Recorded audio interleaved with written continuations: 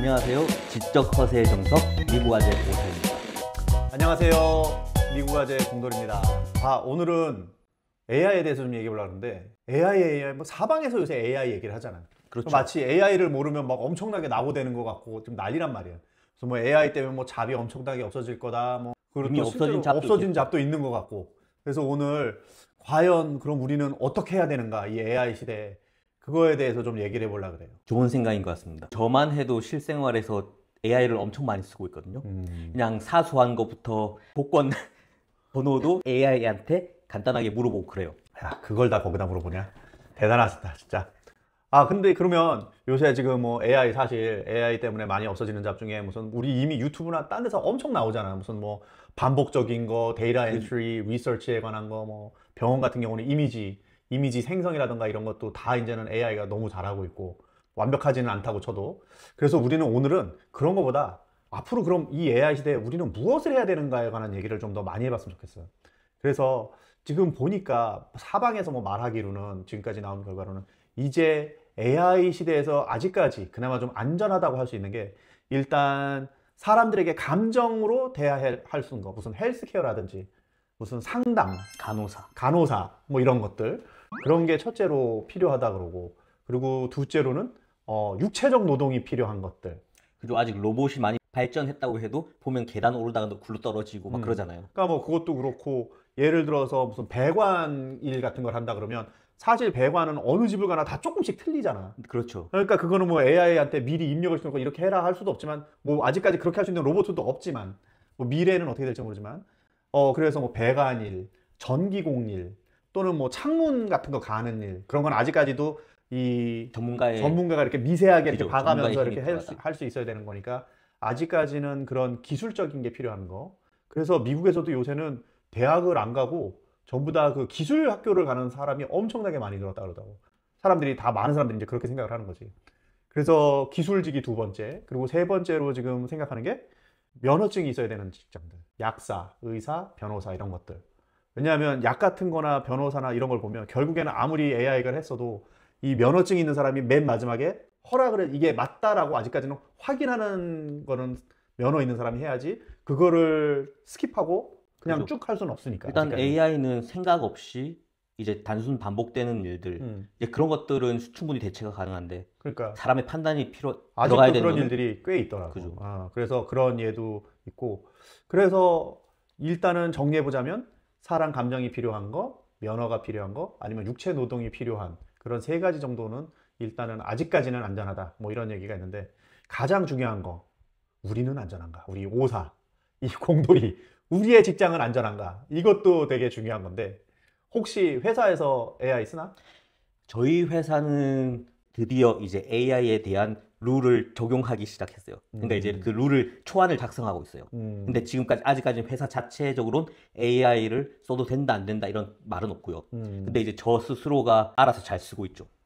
왜냐면 제가 엔지니어지만 뭐 계산을 하든 아니면 뭐 어널리시스를 하든 어떤 부분은 이제 자동화가 충분히 들어가도 되는 부분은 제가 AI를 써서 좀 더 작업 효율을 높이려고 하고 있고요.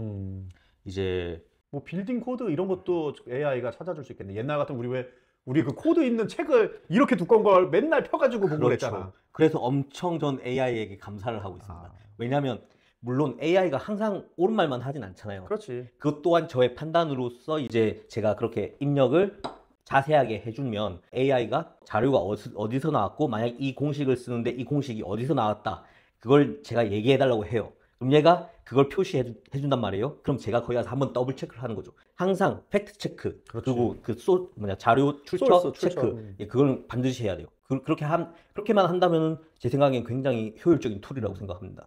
그러면 결국에 그게 더 좋아져갖고 어떻게 오사의 직장 이 잡이 위험해질 가능성도 있나?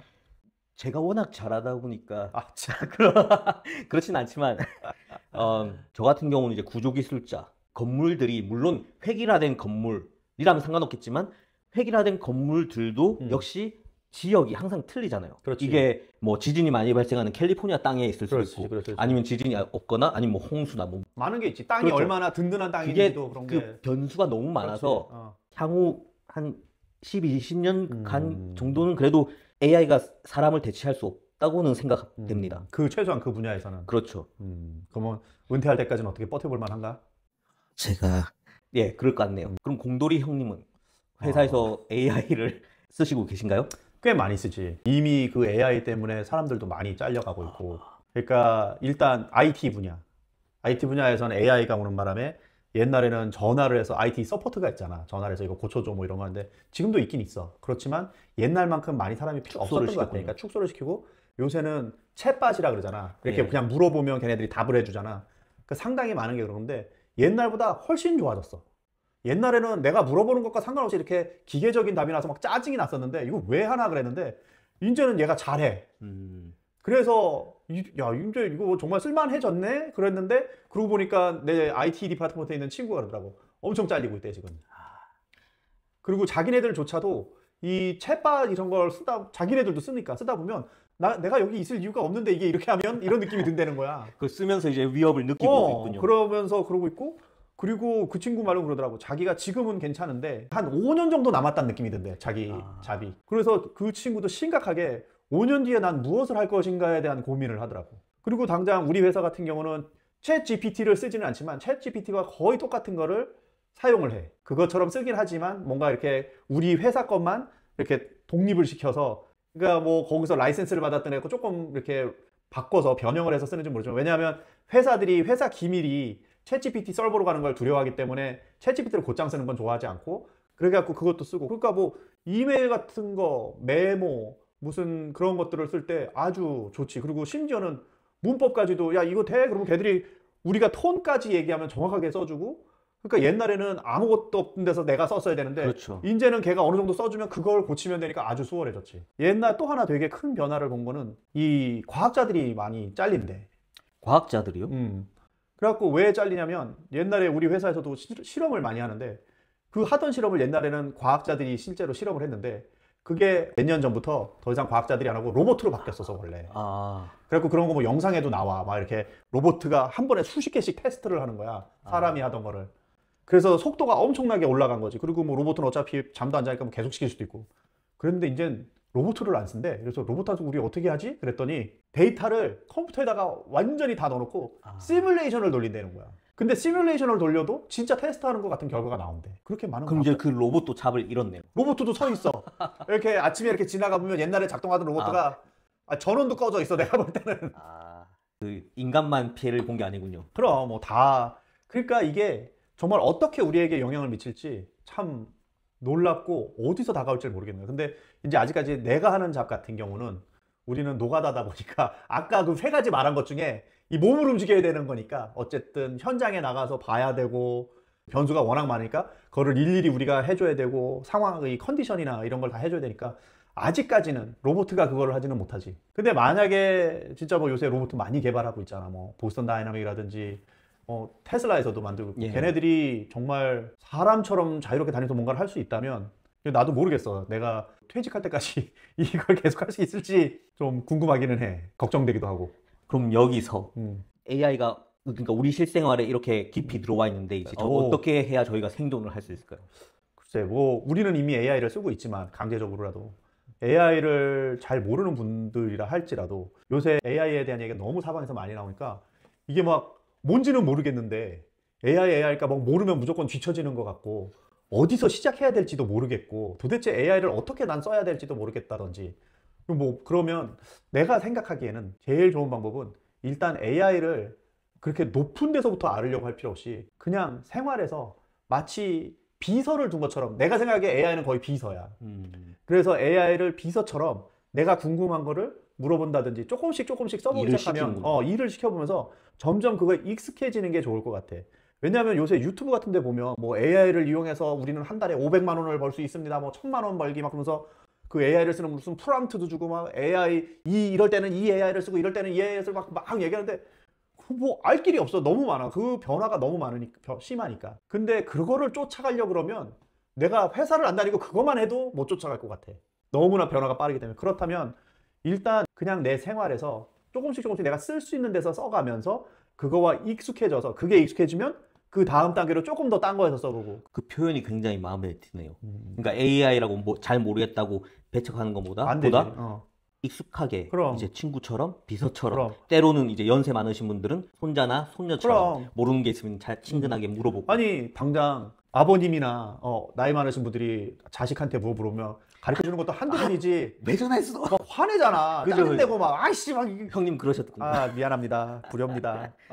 그러면 이때 딱 AI를 딱 소개시켜 어. 드리는 거예요. AI가 근데 이제 나이 많으신 분들은 우리 부모님을 보니까 그것도 어려우시더라고. 왜냐하면 부모님은 아직도 전화로 나랑 영상 통화하는 것도 힘들어하셔. 그 버튼 예. 찾는 것도. 그러니까 그분들이 정말 쉽게 쓰려면 아직 갈 길이 좀 더 가. 제일 좋은 건 조금씩 쓰면서 익숙해지면서 늘려가는 게 좋을 것 같아요. 당장 나만 해도 나는 이제 뭐 전번 딴 편에서 말했지만 부동산 투자를 하고 그러니까 세금에 관련한 질문이 되게 많거든.